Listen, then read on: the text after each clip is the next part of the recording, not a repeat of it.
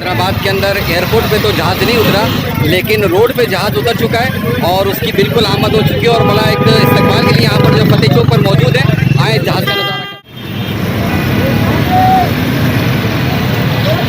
اور یہ وہ مناظر ہیں جو آپ دیکھ سکتے ہیں کہ اوور سائز لوڈ کی جو یہ گاڑی ہے، اور اس پر جو ہے یہ جہاز جو سعودی عرب میں زیادہ مشہور ہوا تھا، اور اس کے بعد یہ دیکھ سکتے ہیں کہ اب یہ جہاز جو ہے حیدرآباد کے روڈ پر آ چکا ہے.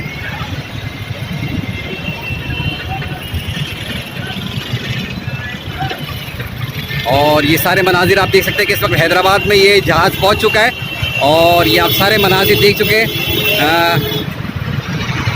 اور ایک تعداد ہے یہاں پر سارے میڈیا کے حضرات کی، اور حیدرآباد کے بہت سارے لوگ اور انتظامیہ بھی موجود ہیں یہاں پر.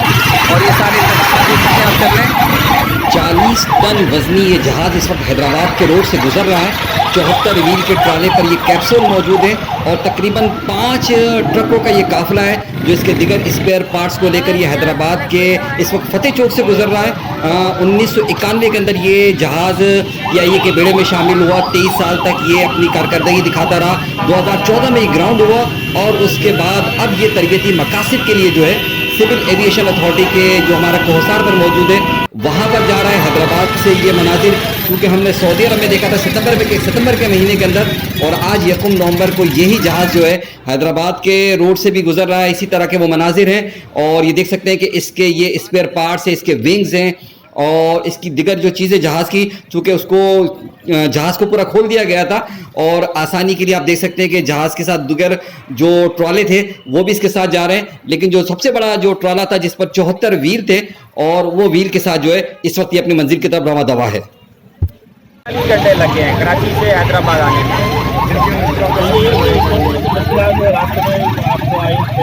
بس یہ حیدرآباد کی عوام نے تو بہت تعاون کیا ہے. الحمدللہ حیدرآباد میں کوئی رکاوٹ نہیں آئی ہے. پولیس نے بھی بہت اچھا کام کیا، ٹریفک پولیس نے بھی اور موٹر پولیس نے بھی بہت تعاون کیا. تو الحمدللہ ہمیں کوئی رکاوٹ، کوئی آرڈر نہیں ہے. ان شاء اللہ 1 گھنٹے تک 2 گھنٹے تک حیدرآباد ایئرپورٹ پہنچانا.